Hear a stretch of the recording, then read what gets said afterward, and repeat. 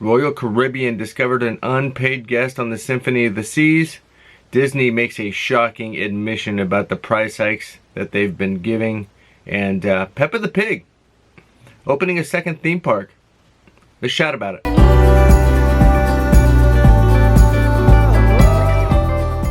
Hey, what's going on, everybody? Welcome back to Adventures Calling Us. I'm glad you're here. It is Sunday. It's a beautiful day in the neighborhood. And before we get started and jump into these stories, I want you to go ahead and subscribe, and I want you to go ahead and hit that notification bell. We are going to be giving away some cool stuff here in the next couple of weeks, and you're not going to want to miss that. So go ahead, subscribe, and then go follow us on Instagram, Adventures Calling Us. You definitely don't want to miss it. We definitely appreciate everybody's support. And for those of you that have already subscribed, we love you and we appreciate it. So let's jump right into the first story of the day. And that story is Royal Caribbean, the Symphony of the Seas. They actually discovered that they had an unpaid guest on board after they sailed away. Now, this guest was also an owl.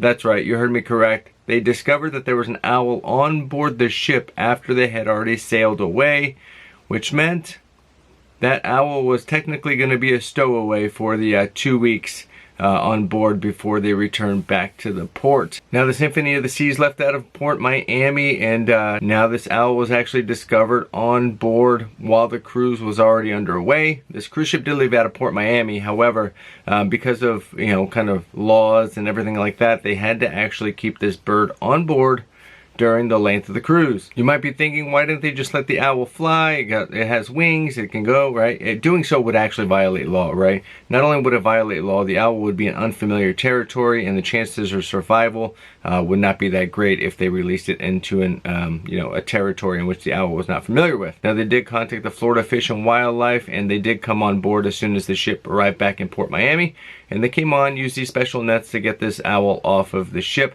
prior to the next sailing going out. I don't know, have you guys ever had anything crazy like that happen to where you're on the ship and you're like, where did that come from? How did that bird get here?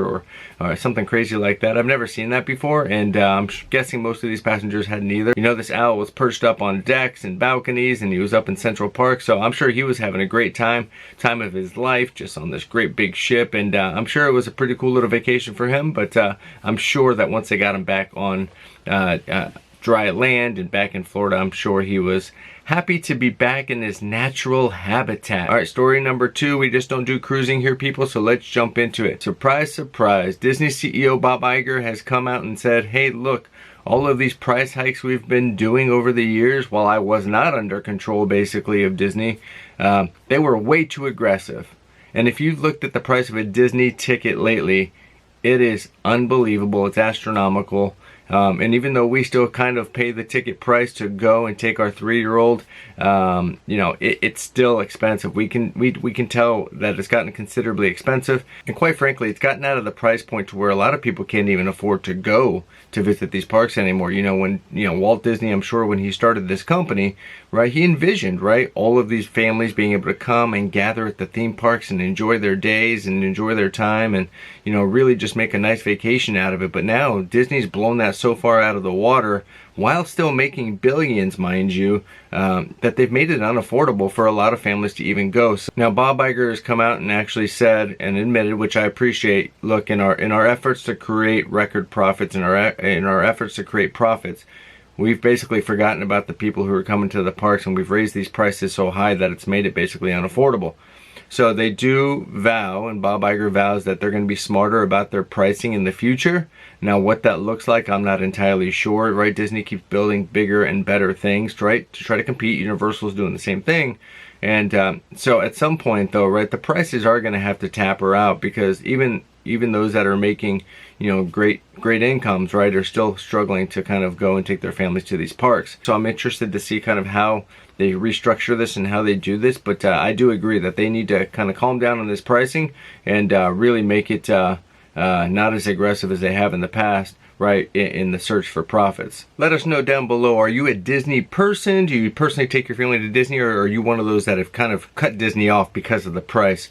I know we've considered, you know, kind of cutting it off, so to speak, because of the cost, and we do travel a lot to other places, but Disney for our 3-year-old is kind of a staple in terms of kind of what we like to do. Our older kids, they like it, but they'd rather go on the roller coasters and things like that now. All right, so a story that my 3-year-old is super interested in, and she's gonna be 4 actually in a couple of weeks, guys, and we're in the middle of planning this big carnival party, and super cool, and you know, so we're looking forward to that. Peppa the Pig is opening a second theme park. If you don't know, Peppa the Pig actually has a theme park in Florida. So they're opening a second Peppa the Pig theme park in North Richland Hills, Texas. That's in the Dallas-Fort Worth area.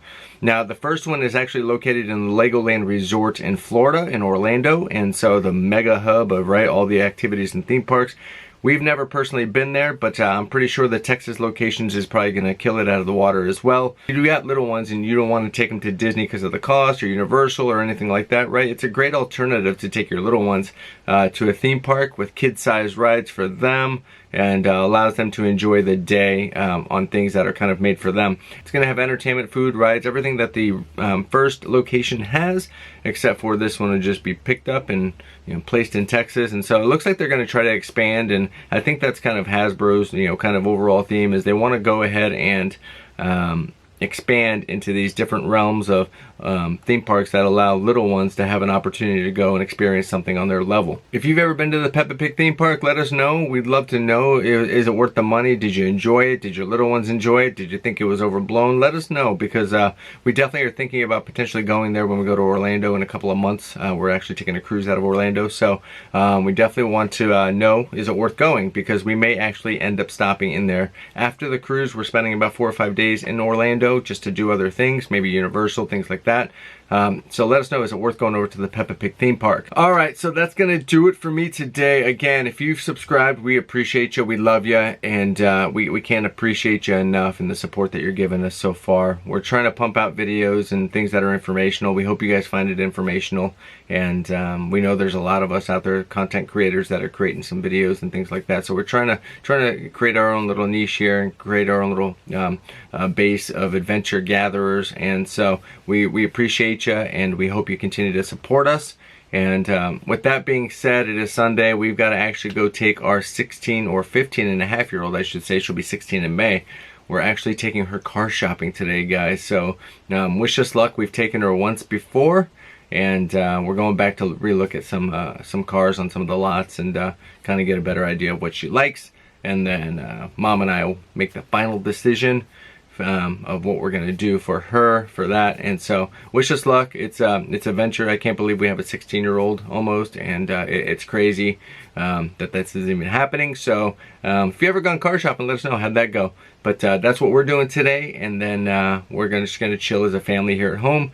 Hope you have a great day. Listen, tomorrow's Monday, so don't dread it. Every day that we wake up is another day we should feel blessed, and so it could always be worse. So hey, listen, hope you have a great day, and thanks for tuning in, and we will see you tomorrow for the next one.